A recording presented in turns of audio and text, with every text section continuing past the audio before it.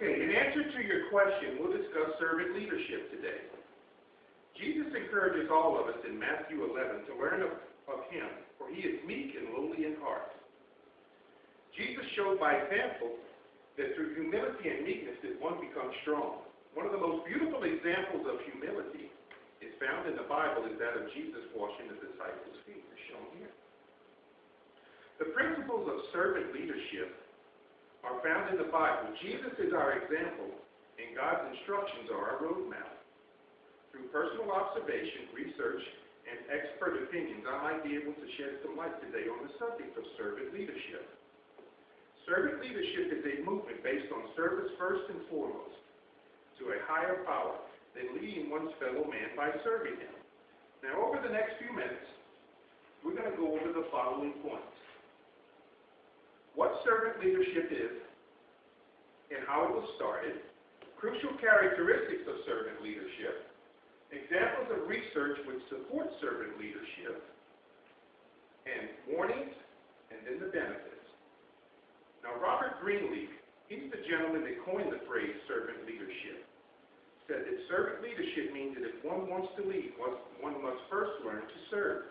It begins with the natural feeling that one wants to serve first, and then a conscious choice for one to aspire then to lead. Researchers Sanjaya, Soros, and Santora have found that it also means that one's service is first and foremost to a higher power. They argue that spirituality is an important source of motivation for servant leaders. Now, Robert Greenleaf wrote about servant leadership and gave it its name. He also founded the Greenleaf Center, which is an international nonprofit organization headquartered in the state of Indiana, which promotes the understanding and practice of servant leadership.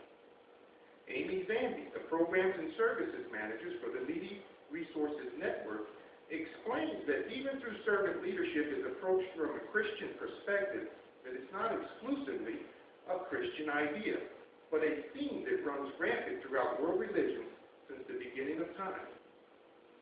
Ms. Zambi also points out that today's hierarchical structure in the modern business world doesn't quite allow for the implementation of a servant leader model. However, though, she strongly believes that as the United States moves from a manufacturing base to a service economy, there will be renewed interest in better ways to serve others, and the servant leadership concept will hopefully provide those answers. Now, Larry Spears, who was a one-time CEO of the Greenleaf Center that I just mentioned, lists the characteristics of servant leadership.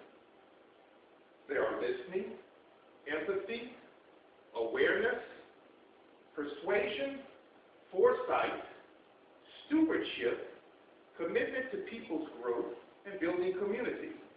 Now, in a study by the gentlemen McCuddy and Cabin, a link was found between servant leadership and leadership effectiveness. Researchers Sanjaya, Soros, and Santora set out to define and measure servant leadership behaviors that are in organizations.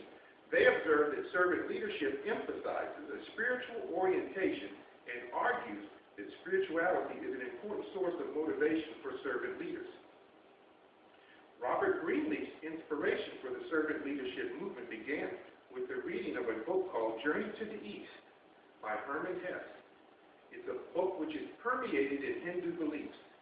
But one must note that most religions embrace the concept of servant leadership, including that of Christianity.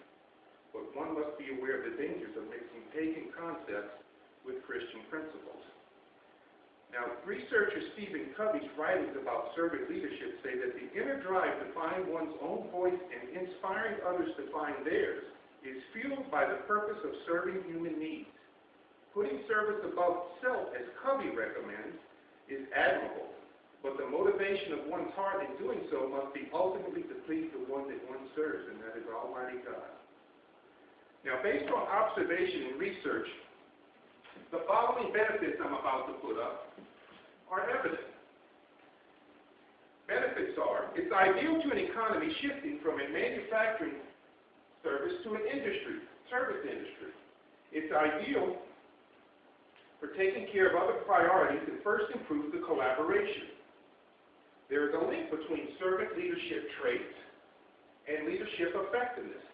Spirituality is a strong source of motivation. Servant leaders have a strong moral character, and servant leadership is also about values and ethics. Now, a good example of a modern organization in today's society that practices the servant leadership model is the company called the Men's Warehouse. Our favorite TV personality, Mr. George Zimmerman, the gentleman who likes to say, "You're going to like the way you look," I guarantee it. In conclusion, Stephen Covey's statement that servant leadership means service above self encapsulates the movement for reasons of being. One's motivation should be ultimately to please one's God. And as researchers Sanjaya, Soros, and Centaur said in their article, "The Servant Leader is a servant of a higher being or power, and in obedient gratitude to that higher being or power serves other people." Thank you for your time and attention.